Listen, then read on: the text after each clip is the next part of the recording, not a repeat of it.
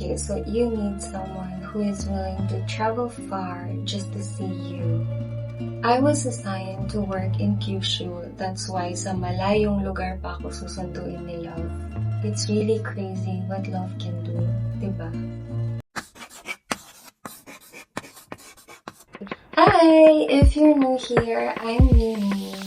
It's been 7 months at kailangan na talaga namin ma-recharge ni Love. So, we decided to see each other and we planned a trip to Tokyo. But more about that sa mga susunod ko pang videos.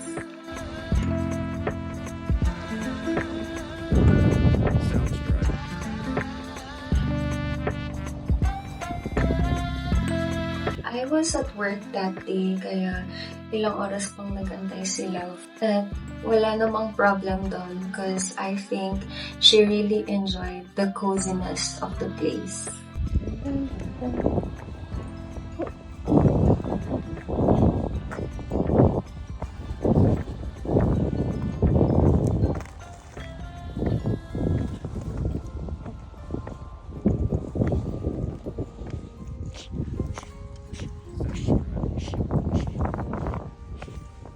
I told her na madalas akong pumunta dito sa park kasi walang tao, madalas walang tao at ang ganda talaga ng dagat.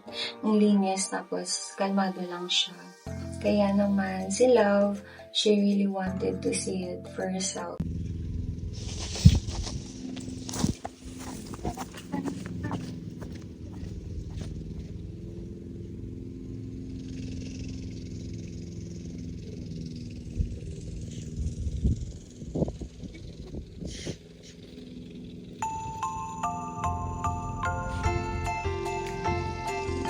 Ako na lang kakanta para walang copyright. Oh baby, baby, baby, my baby, baby, 我绝不能去想你. Okay, tama na. Waiting can be hard. Maliban na lang kung ganito yung makikita mo sa paligid.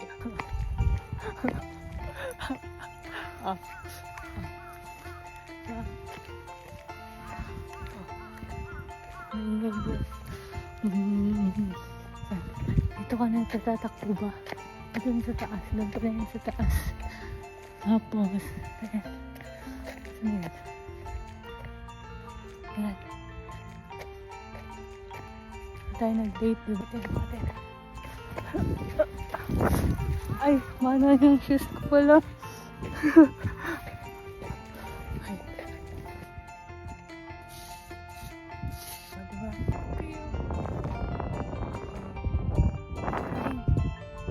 Nag-lunch din pala si Love dun sa restaurant kung saan madalas akong kumain.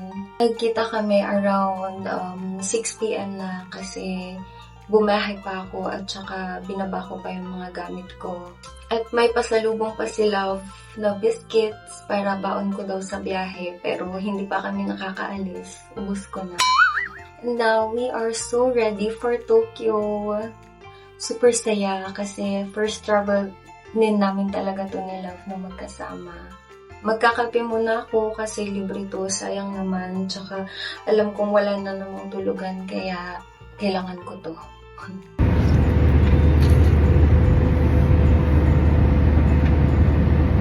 Vegan na? No! Ayan nga, and we just arrived in Tokyo. Sumayaw-sayaw lang kami dyan ni Love. Kahit nakakahiya ng konti, it's okay. May sinakyan muna kaming bus pupunta sa pag-istayan namin ni Love. Naiiyak na ako dito kasi hindi ko ma-imagine na makakapag-Tokyo kami. Next, we had Wagyu kasi gustong-gusto talaga ito ni Love. Ang sarap naman kasi talaga. Sabi nga din pala ni Love, sayaw daw kami sa lahat ng pupuntahan namin sa Tokyo. At ito nga yung unang entry.